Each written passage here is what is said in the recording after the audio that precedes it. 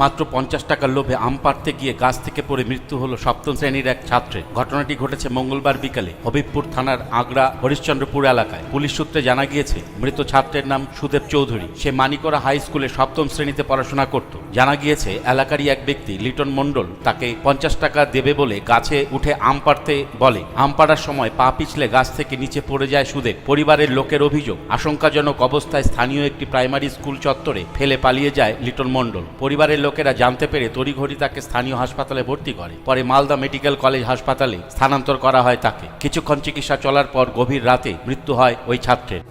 আম ভাঙতে আম ভেঙে আমার ছেলে গাছে পড়ে আঘাত পেয়েছে। আর তারপরে ওইখানে আমাদের প্রাইমারি স্কুল আছে, স্কুলের কাছে ফেলে দিয়েছিল। ছেলে পেলে আমাকে খবর দিল, তারপরে আমি গিয়ে ট্যাক্সিতে উঠিয়ে নিয়ে এসেছি। বলেছিল যে যা 10 টাকা কি 50 টাকা তোকে দেওয়া যাবে ছেলেকে, এরকম ছেলে পেলে বলছিল। ছেলেকে ফেলে দিয়েছিল হাই আমাদের প্রাইমারি স্কুল, ওইখান থেকে আমি উঠিয়ে ছেলেকে হসপিটালে এনেছি। কি করতে উঠেছিল ছেলে? আম ভাঙতে নিয়ে গিয়েছিল ডেকে। কে?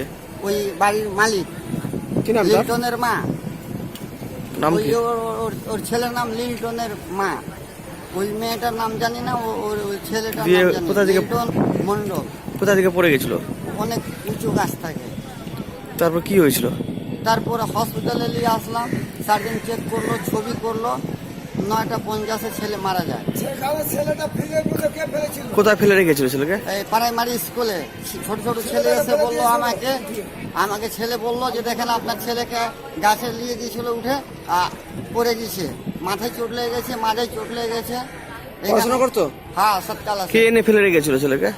ওরাই যাদের আমের গাছে উঠেছিল তারাই। থানায় দেখে নিয়ে গেছে। থানায় জানাবেন? হ্যাঁ, থানায় জানাতে হবে, থানা না জানাইলে হবে। তবে কি কারণে ছাত্রের মৃত্যু হয় তার তদন্ত শুরু করেছে হবিবপুর থানার পুলিশ। তারা মৃতদেহ ময়না তদন্তের জন্য মর্গে পাঠায়। এই ঘটনার শোকের ছায়া নেমে এসেছে গ্রামে। মালদা থেকে অখিল সরকারের রিপোর্ট।